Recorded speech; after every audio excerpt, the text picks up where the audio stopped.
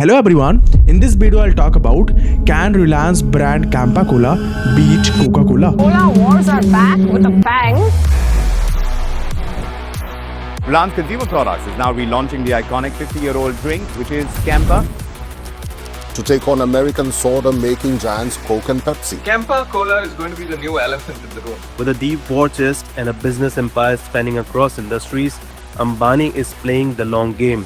What remains to be seen is if Reliance can disrupt the cola business as it did in the telecom sector. इस overall soft drink के market में करीब 90% market Coca Cola और Pepsi को dominate करता है. A quality product made with the best of material. Coke. Ice cold Coca-Cola. Good day, Mean Joe.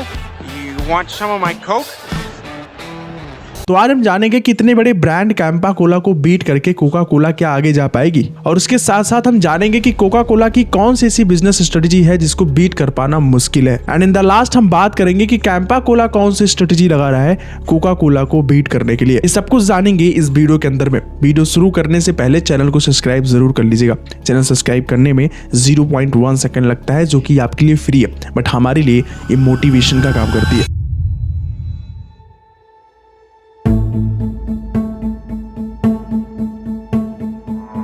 इस soft drink की वार की शुरुआत होती है 1990 में, जब गवर्नमेंट के ग्लोबलाइजेशन और लिबरलाइजेशन पॉलिसी के बाद कोका कोला इंडिया की मार्केट में वापस आता है. और जब कोका कोला इंडिया की मार्केट में वापस आता है तो इंडियन ब्रांड कैंपा कोला के लिए मुश्किलें बढ़ जाती है, और धीरे धीरे कोका कोला की एक बिजनेस स्ट्रेटजी कैंपा कोला के ऊपर भारी पड़ने लगती है. इतनी भारी पड़ने लगती है कि उसको मुंबई और दिल्ली के दोनों प्लांट में से एक प्लांट को बंद करना पड़ जाता है, और अगले 1 से 2 साल के अंदर में दूसरे प्लांट को भी ताला लग जाता है. और फिर कोका कोला और पेप्सी को दोनों ही इंडियन मार्केट में डोमिनेट करने लगते हैं, और ये डोमिनेशन कई सालों तक चलती है.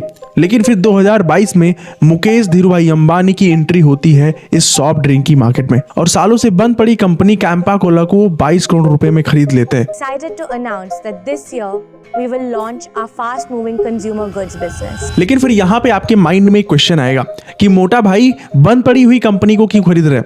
वो तो अपनी खुद की भी सॉफ्ट ड्रिंक बना सकते हैं, क्योंकि उनके पास इतना ढेर सारा पैसा है और इतने सारे रिसोर्सेज हैं. वो तो अपना खुद का भी ब्रांड बना सकते हैं और उसको प्रेजेंट कर सकते हैं. तो ये बंद पड़ी हुई कंपनी को क्यों खरीद रहे हैं? देखो, इसके पीछे एक बिजनेस ट्विस्ट है. अब यहाँ पे ट्विस्ट ये है कि अगर मुकेश भाई अपना खुद का सॉफ्ट ड्रिंक लॉन्च करते जियो कोला, तो उनको शायद नया टेस्ट लाने में और उनको मार्केट में परफेक्टली प्रेजेंट करने में शायद बहुत पैसा बर्न करना पड़ता. लेकिन ये चीज कैंपा कोला से उनको ऑलरेडी मिल चुकी है. उनका फार्मूला और उनकी ऑलरेडी जो बनी हुई मार्केट में प्रेजेंस है वो उनको ऑलरेडी मिल चुकी है कैंपा कोला खरीदने के बाद. और इसमें एक लॉजिक और है कि अगर मुकेश भाई जियो कोला लॉन्च करते तो शायद उतनी परफेक्ट प्रेजेंस वो मार्केट में नहीं बना पाते, और शायद इसीलिए मुकेश भाई ने कैंपा कोला को परचेज किया, जिससे उसकी गुडविल भी मिल जाए और उसका फार्मूला भी मिल जाए, जिससे उनको आगे रिसर्च पर पैसा ना खर्चा करना पड़े. लेकिन अब यहाँ पे एक क्वेश्चन आता है कि जब ऑलरेडी पेप्सी और कोला के पास 90% मार्केट है, तो तीसरा ब्रांड कैसे इसमें आ सकता है? क्या अभी इंडियन मार्केट में और अपॉर्चुनिटीज हैं? सो क्या ये पॉसिबल है? So answer is yes, possible है. तीसरी कंपनी के लिए मार्केट कैप्चर करना इन 2 बड़े रीजंस की वजह से है.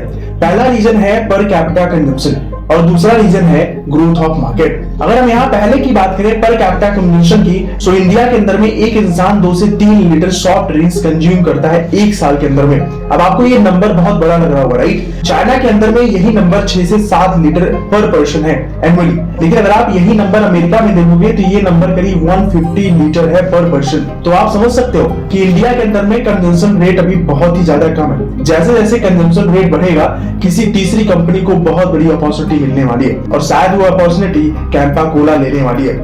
दूसरा जो मेन रीजन है वो है ग्रोथ ऑफ द मार्केट. अगर हम बिस्किट्स और नमकीन की बात करें तो इंडिया के अंदर में करीब 1 करोड़ शॉप्स पे बिस्किट्स और नमकीन की अवेलेबिलिटी है. मतलब आपको इंडिया के अंदर में 1 करोड़ दुकानों पे बिस्किट्स और नमकीन इजीली मिल जाएगा.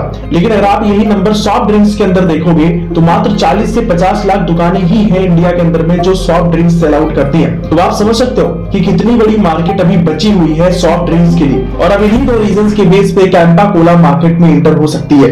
अब हम बात करेंगे कोका कोला के बिजनेस स्ट्रेटजी के बारे में कि कोका कोला किस बिजनेस स्ट्रेटजी के बिहाफ पे इतना बड़ा मार्केट कैप्चर किया हुआ है। तो गाइस कोका कोला के ब्रांड एक्सपेंशन में सिर्फ दो ही रामबाण है, पहला उसकी मार्केटिंग और दूसरा है उसका डिस्ट्रीब्यूशन। मार्केटिंग के लिए जितने भी बड़े बड़े स्टार्स हैं उन सबको स्पॉन्सर करती है और इसके साथ साथ वो क्रिकेट में भी स्पॉन्सर करती है, लेकिन डिस्ट्रीब्यूशन के लिए सप्लाई नेटवर्क का इस्तेमाल करती है। इस सप्लाई नेटवर्क में सबसे पहले नंबर पे होते हैं सुपर स्टॉकिस्ट। सुपर स्टॉकिस्ट जो माल देता है वो डिस्ट्रीब्यूटर को देता है, डिस्ट्रीब्यूटर होलसेलर्स को माल देता है और होलसेलर रिटेलर को माल देता है और रिटेलर फिर कस्टमर को माल देता है। मतलब आप ये देख के समझ सकते हो कि कोका कोला का कितना हैवी सप्लाई नेटवर्क है, जिसके बिहाफ पे कोका कोला आज एक मार्केट लीडर है।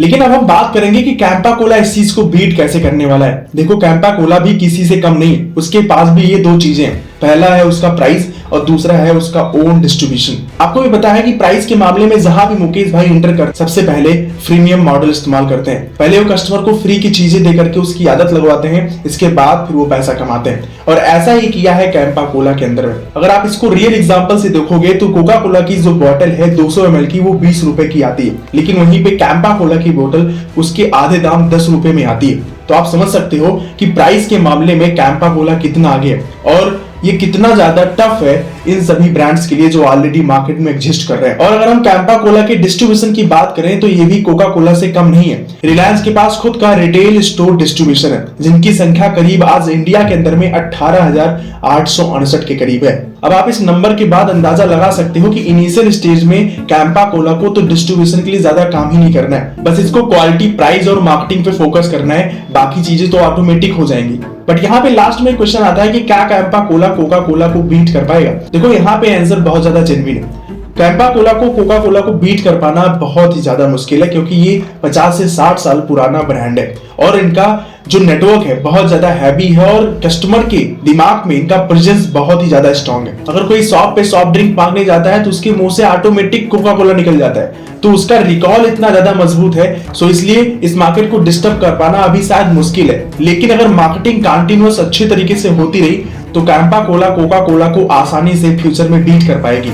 आशा करते हैं कि इस स्टडी आपको इन्फॉर्मेटिव लगी होगी। आज की वीडियो में बस इतना ही, आगे मिलते हैं किसी नए वीडियो में, तब तक के लिए जय हिंद जय भारत।